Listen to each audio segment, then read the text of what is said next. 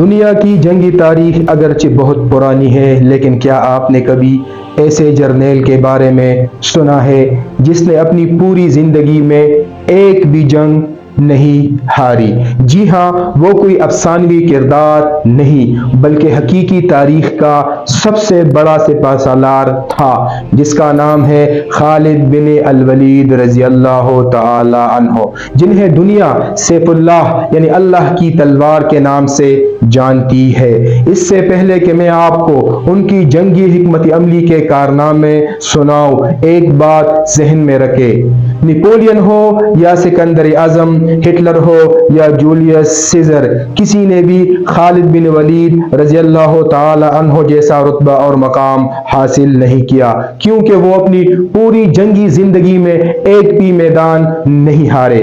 حضرت خالد بن ولید رضی اللہ تعالی عنہ نے اسلام قبول کرنے کے بعد اپنی تمام صلاحیتیں اللہ کے دین کی خدمت میں وقف کر دی۔ وہ کہتے تھے، یہ تلوار اللہ کے نام پر اٹھی ہے اور اللہ کے نام پر چلے گی اور اللہ کے نام پر نیام میں جائے گی۔ ان کی قیادت میں مسلمان فوج ہمیشہ عزم اور ایمان کے ساتھ لڑتی۔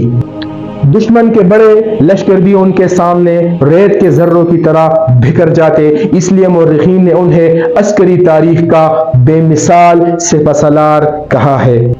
بس سنیے وہ دل دہلا دینے والا منظر جب تاریخ کا دائرہ ہی بدل گیا۔ سامنے تھی فارس کی عظیم سلطنت، جس کا بادشاہ اپنے 40,000 جنگی ہاتھیوں اور شہسواروں پر نازا تھا، اور اس کے مقابل محض 18,000 کا ایک لشکر کھڑا تھا، جن کے پاس نہ ذرا بخترتی، نہ ہاتھی، نہ زیادہ جنگی ساز و سامان، بس ایک معمولی سا سامان جنگ اور ایمان کی وہ کرن جو پہاڑوں سے ٹکرا کر انہیں ریزہ ریزہ کر سکتی تھی۔ بادشاہ نے حقارت سے کہا، یہ کون سے بھکاری ہے جو میرے سامنے ڈٹ گئے ہیں؟ ایک حملہ اور یہ قوم صفحہ ہستی سے مٹ جائیں گے۔ مگر وہ نہیں جانتا تھا کہ اس کے مقابل ایک عام لشکر نہیں بلکہ خالد بن ولید رضی اللہ تعالی عنہ کی جنگی حکمت عملی ہے، جنہوں نے فوج کو چھوٹے چھوٹے دستوں میں بانٹ کر ایک انوکھی فارمیشن بنائی، جسے آج بھی تکبیر کی جنگ کہا جاتا ہے۔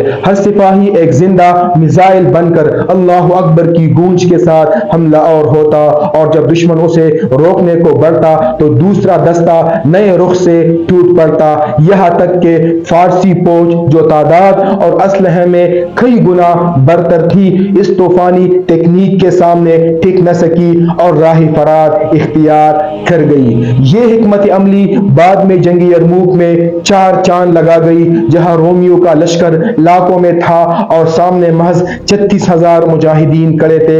خالد بن ولید رضی اللہ تعالی عنہ ہر دستے کے قریب جا کر سپاہیوں کے حوصلے بلند کرتے اور خود سب سے آگے رہ کر لڑتے۔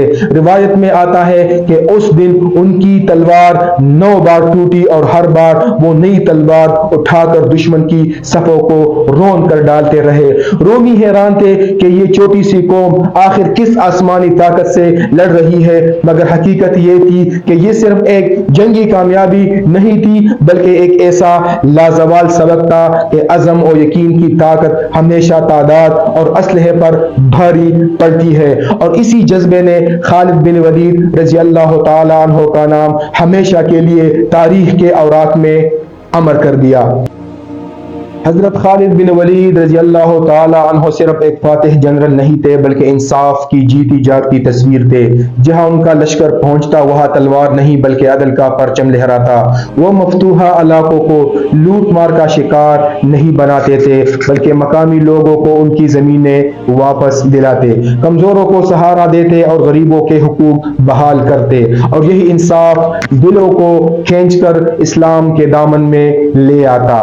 زندگی کا آخری باب بھی ان کا کم شاندار نہ تھا۔ جب ان سے اختیارات واپس لیے گئے تو مسکرا کر کہا کہ مجھے سرداری نہیں چاہیے، میں تو اللہ کا سپاہی بن کر جینا چاہتا ہوں۔ پھر وہ لمحہ آیا جب موت نے دروازہ کھٹکھٹایا۔ جسم پر 70 سے زیادہ زخموں کے نشان تھے مگر موت بستر پر آئی۔ آنکھوں میں نمی لیے وہ کہتے تھے، کاش میری موت میدان جنگ میں میں ہوتی۔ اگر میدان جنگ میں موت آتی تو میں آج اپنے بستر پر نہ مرتا۔ روایات میں آتا ہے کہ وفات کے وقت ان کی عمر 45 سال سے بھی کم تھی۔ وقت تھم گیا، تاریخ جھک گئی اور خالد بن ولید رضی اللہ تعالی عنہ کا نام ہمیشہ کے لیے امر ہو گیا۔ وہ سپاہی جو پوری زندگی تلوار کے سائے میں جیا، لیکن رب نے اسے عزت کی موت عطا کی، اور آج بھی جب بہادری، وفاداری اور ایمان کی بات آتی ہے تو ایک ہی نام گونجتا ہے،